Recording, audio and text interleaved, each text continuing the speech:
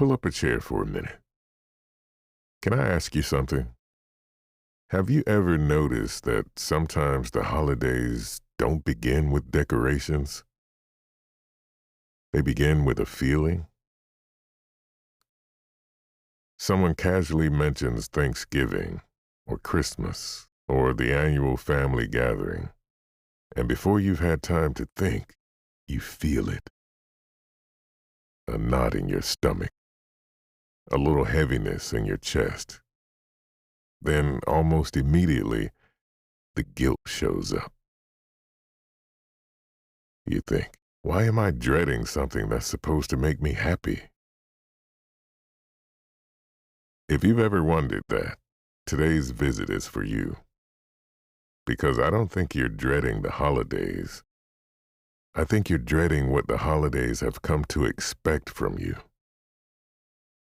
Welcome to Wisdom from the Porch with GP. I don't believe most people dread Christmas or Thanksgiving or birthdays. I think they dread who they feel they're supposed to become. The cheerful one, the energetic one, the social one. The one who can spend hours surrounded by conversations, bright lights, noise, unexpected changes, and somehow still have enough left to enjoy it all. That's a lot to ask of anyone, especially if your mind and body work a little differently. Then there's family. Families remember versions of us that no longer exist. They remember who we were before we understood ourselves, before we had words for why certain things felt harder, before we stopped pretending everything was easy.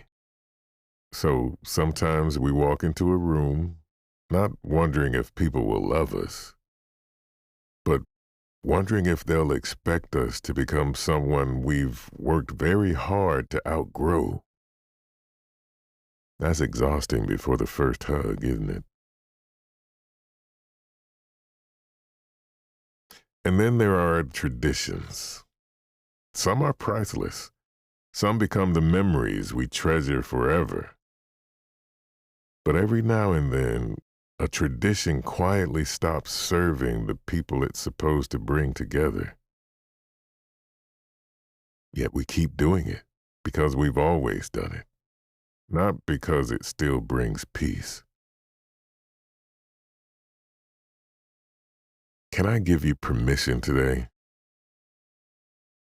You don't have to earn your place at the table by exhausting yourself.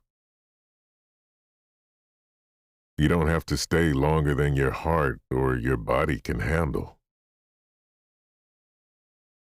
You're allowed to step outside for fresh air. You're allowed to leave early. You're allowed to protect tomorrow, not just survive today. Taking care of yourself isn't selfish. Sometimes it's the very thing that allows you to show up with more patience, more kindness, and more of the real you. The people who truly love you would rather spend 2 genuine hours with you than 8 hours with someone who's quietly running on empty. Before we finish today, I'd like you to think about just one holiday tradition. Ask yourself, if nobody had ever done this before, would I choose it today? If the answer is yes, hold on to it. If the answer is no, maybe this is the year you begin writing a new tradition. Not because you're rejecting the old ones, but because you're making room for the life you're living now. Before I go, this is Heard You. This week's Heard You comes from at Travis Ward's 12 from the episode Hyperfixation. Travis says, hyperfixation for me lasts months, not a weekend.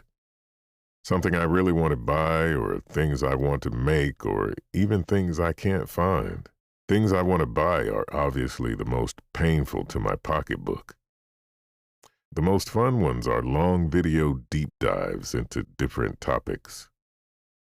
Travis, thank you for sharing that with us. What stood out to me is how differently hyperfixation shows up from person to person. For you, it's months, not days. Sometimes it's something you want to build. Sometimes it's something you want to buy. Sometimes it's a rabbit hole that turns into hours of learning. I think a lot of people listening heard themselves somewhere in your story. Thank you for adding your voice to ours. Today's visit was supported by Cloud Microphones, built for voices that have something worth saying. If something from today's visit resonated with you, or if one of our past conversations has stayed with you, I'd love to hear about it. Your story may become part of a future Heard You. Next time, have you ever looked at the clock, realized you forgot to eat, and wondered how that even happens? That's where we're headed next. Until next time, take good care of yourself. I'll save you a chair.